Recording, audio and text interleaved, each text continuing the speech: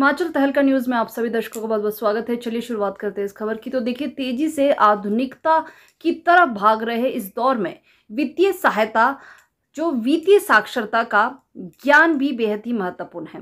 देखिए, बच्चों को स्कूली स्तर पर ही वित्तीय साक्षरता हासिल हो सके, इसके लिए रिजर्व बैंक ऑफ इंडिया ने स्कूल के बच्चों के लिए वित्तीय साक्षरता पर आधारित राज्य स्तरीय क्विज प्रतियोगिता का आयोजन किया।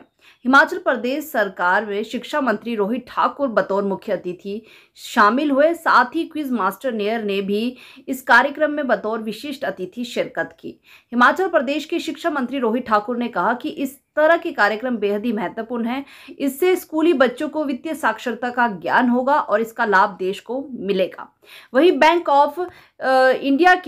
रिजर्व बैंक ऑफ इंडिया के क्षेत्रीय प्रबंधक रविंद्र सिंह अमन ने कहा कि reserve bank of India block स्तर पर इस तरह के कार्यक्रमों को आयोजित करता रहा है और हिमाचल प्रदेश में भी यह आयोजन हो रहा है। उन्होंने कहा कि यह स्टेट लेवल पर जीत हासिल करने वाले के लिए बहुत ही बेहतरीन है और आपको बताएं कि जो इसको हासिल करने वाले जो बच्चे हैं वो नॉर्थ जोन की कंपटीशन में भाग लेंगे और जहां जीत हासिल करने वाली स्कूली बच्चों की टीम राष्ट्रीय स्तर पर क्विज प्रतियोगिता में हिस्सा लेगी।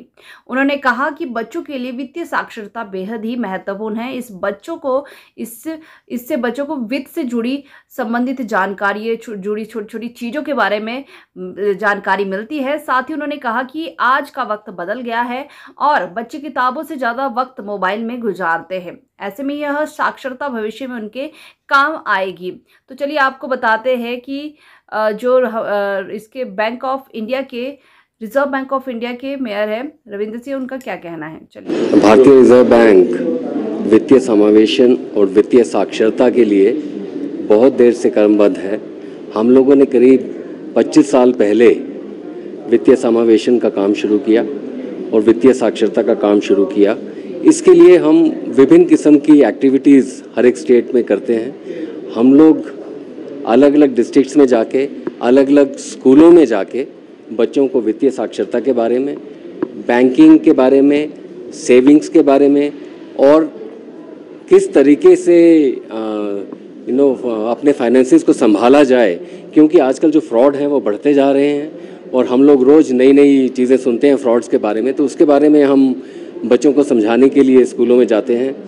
इसी लड़ी में हम लोगों ने ये किया कि हमने सोचा कि बाकी सब जो इलीट स्कूल्स हैं उनके बच्चों को तो मौका मिल जाता है क्विज़ेज़ और उस किस्म की प्रतियोगिताओं में भाग लेने का, लेकिन ये जो गवर्नमेंट स्कूल्स हैं वो हमेशा ऐसी चीज़ों से वंचित रह जाते हैं। इसलिए हमने ब्लॉक लेवल से पूरे हिंदुस्तान में हर एक ब्लॉक में क्विज़ प्रतियोगिता हुई है। उसमें बच्चे जिन्होंने पार्टिसिपेट किया और उसके बाद वो डिस्ट्रिक्ट लेवल पे आए और डिस्ट्रिक्ट लेवल पे भी क्विज़ कंपटीशन हुआ। डिस्ट्रिक्ट लेवल में जो बच्चे जीते उन बच्चों को हम लोगों ने फिर शिमला में 12 की 12 टीम्स को बुलाया था। कल उनका एक प्रिलिमिनरी कंपटीशन हम लोगों ने रिजर्व बैंक में किया, जिसके बेसिस पे हमने ये 6 टीम्स का चुनाव किया जो कि आज इस प्रतियोगिता में भाग ले रही हैं।